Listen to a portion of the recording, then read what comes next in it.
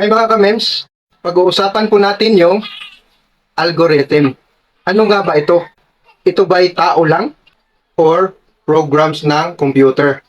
Ang algorithm po ay isang pinagtagpi-tagpi na data set of rules or instructions. At may tinatawag din po na human algorithm. Ito po yung mga routines natin na ginagawa araw-araw.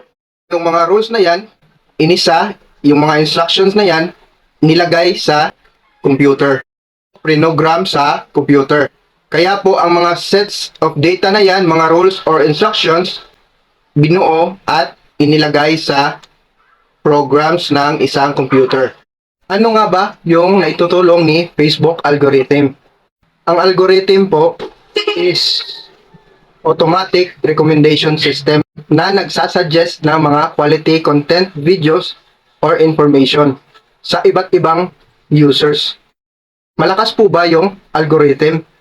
Yes po, kasi na-detect niya yung mga videos na dapat i-recommend niya sa mga user. At kung ano yung kadalasan na pinapanood ng mga users, yun yung pinapakita niya sa mga users. Na-detect nga ba ni algorithm yung videos na bawal at mga content na di dapat pinapakita at kaya niya pong i-disable o tanggalin yung mga content na yun. Kaya karamihan sa atin nagkakaroon ng restrictions, violations, flag content, kung ano-ano pa mga red flag kay Facebook. Napaka-useful po ni algorithm sa mga platform na katulad ni.